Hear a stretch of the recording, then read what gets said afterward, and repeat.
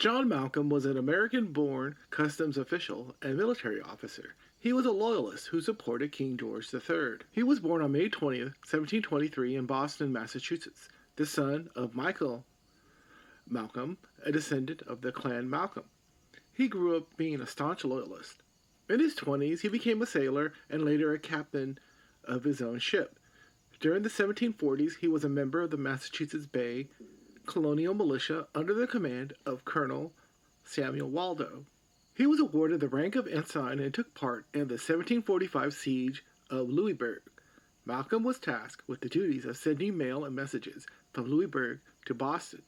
After the war, he continued his life as a sailor and eventually got married. In 1769, Malcolm gave up life on the sea and decided to settle down. He spent time as a tide surveyor and later a customs officer in the city of Newport, Rhode Island. There he developed a bad reputation of not paying his bills and for being a drunk. John Malcolm was sent to North Carolina in 1771 as a comptroller of His Majesty's Customs at Currituck, right in the middle of the War of Regulation. He volunteered his services. Malcolm became the aide-de-camp to Governor William Tryon, who made him a captain and participated in a battle against the regulators. He later would brag about his experiences in a petition to King George III years later, saying, "I have been in the time of peace a chief aide-de-camp to the brave Governor Tryon, and there we subdued and brought nearly 7,000 men to obedience to your Majesty's laws and commands. In that battle in North Carolina, with the brave Governor Tryon, I had 2 horses killed under me, but I escaped the battle in North Carolina, saved your Majesty or the nation more than 1,500,000 sterling, for if Governor Tryon had not then subdued them, it would have cost more than that to have subdued them and brought them to the same obedience they was by us brought to." William Tryon was later dismissed as governor of North Carolina, and the acting governor, James Hassell, resigned to illness. Josiah Martin took his place on August 12, 1771. He was no fan of the apple polish of Malcolm, and when he learned about his corrupt dealings as comptroller at Currituck, he suspended him by saying, "Malcolm, comptroller of the customs for the port of Currituck, having been charged upon oath by sundry persons of venality and corruption, as well as extortion in office, I have thought for His Majesty's service to suspend him, for which I have informed the commissioners of His Majesty's Customs at Boston, and have transmitted them to the sundry dispositions made of the misconduct of that officer." However, Lord Dartmouth, the First Lord of Trade, nixed the suspension, stating, "The charges exhibited against the Collector of Customs for the port of Currituck are of a nature that certainly seems to require that he should be suspended from the execution of his office. But from what I have learned of the nature of that officer's appointments, from a comparison of it with the powers of suspension vested in you by your instructions, I have very much doubt of the validity of the step you have taken, and therefore cannot signify to you my commands from the king on that head until I have talked with Lord North on the subject." Governor Martin tried to appeal the decision, but it felt it was best just to transfer him up north. So Malcolm was made comptroller of the city of Falmouth, Maine, in the late summer of 1773. While serving as comptroller in Falmouth, Malcolm tried to do his usual corrupt dealings by lining his pockets with bribes and kickbacks. His reputation up north was a bad one also due to his actions in the War of Regulation. In October of 1773, the ship Brothers docked into the port of Falmouth. Word got to Malcolm that the ship wasn't legally registered due to a transfer of ownership, so he ordered the ship to be seized. The new owner of the vessel, Captain Walker, tried to get his ship back, but John Malcolm refused without the proper paperwork. Walker's crew, however, tired of Malcolm's prolonged delay of their voyage, ran off looking for him. According to a letter dated on November 2nd, 1773, in the Boston Gazette, "Yesterday, about 12 o'clock, we were saluted with 3 cheers at a distance. When approaching the window to investigate the cause, we saw about 30 sailors surrounding an object which had more than the appearance of the DI than any human being, but in truth it was an infamous John Malcolm, Esquire, who had rendered himself obnoxious to the sailors by being an informer. They surrounded Mr. Bradbury's house, where Malcolm was. After a stout resistance, John Irish was taken. Being disarmed of sword, cane, hat, and wig, he was genteelly tarred and feathered. Then, after marching through the streets for an hour, was dismissed. We hope the great rogues will not send a fleet to protect him. John Malcolm fled to Boston, where he resumed his duties as a custom officer.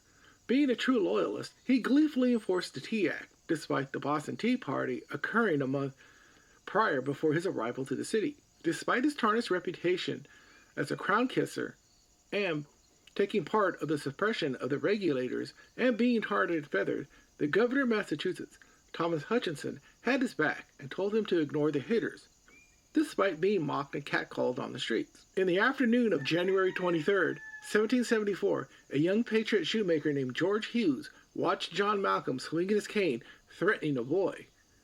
According to the journal of John Rowe, who witnessed the incident, wrote, Mr. George Robert Twelves Hughes was coming along Poor Street, near Captain Ridgway's, and found the redoubted John Malcolm standing over a small boy, who was pushing a little sled before him, cursing, damning, threatening, and shaking a very large cane with a very hairy furrow over his head.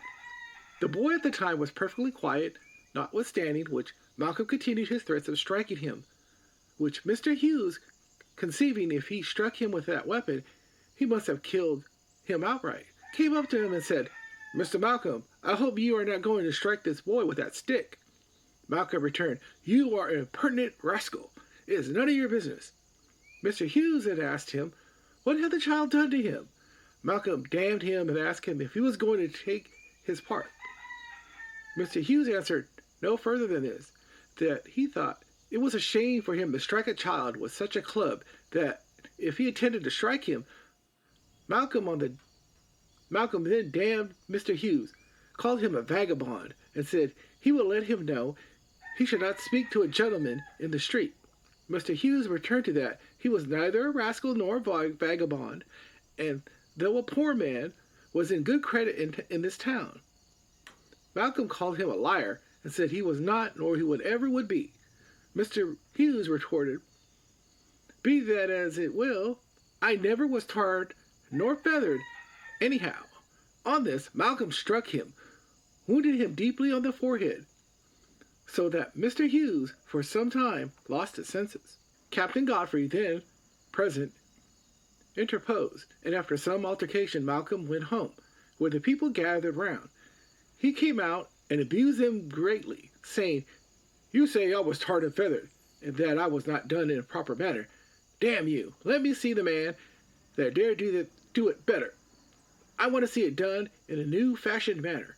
After Malcolm had thus bullied the people for some time, and Mr. Usher, the constable, had persuaded him to go back into his home, Mrs. Malcolm threw up a sash and begged the people to go away, and Malcolm came suddenly behind her, pushing his naked sword through the opening, and pricked Mr. Waddle in the breast, the bone stopping its course, which would have otherwise reached his vitals.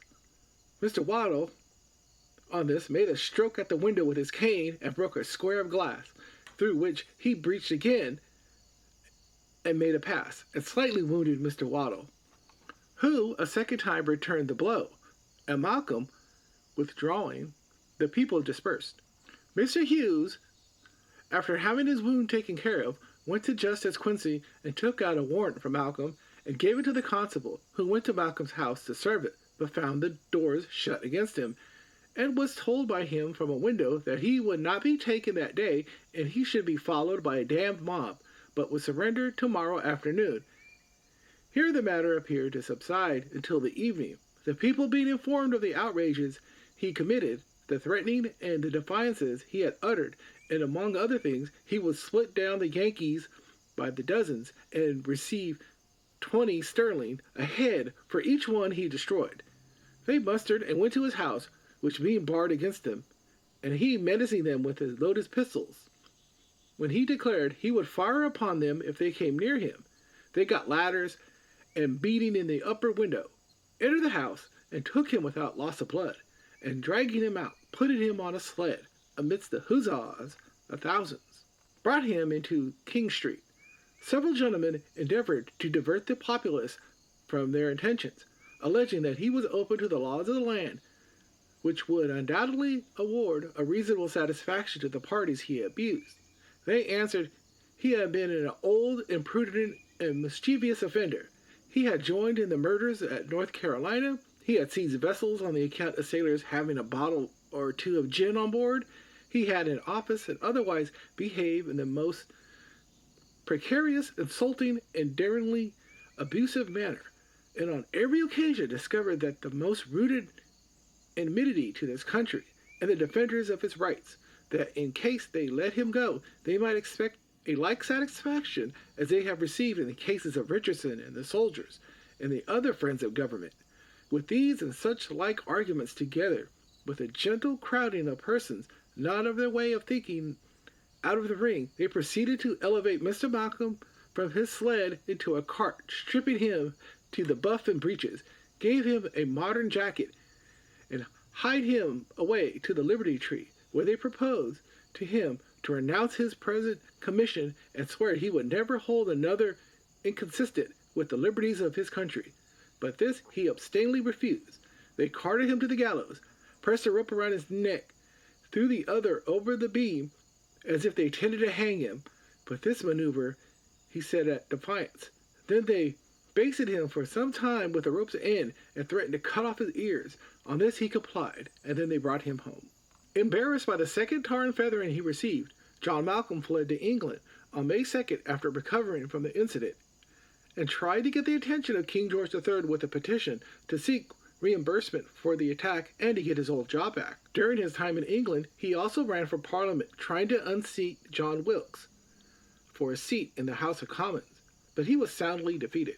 Malcolm tried his best to get an audience with King George III on several occasions. The king knew of the tar and feather incident, but was worried that the Governor Thomas was the intended victim, not a lowly customs officer.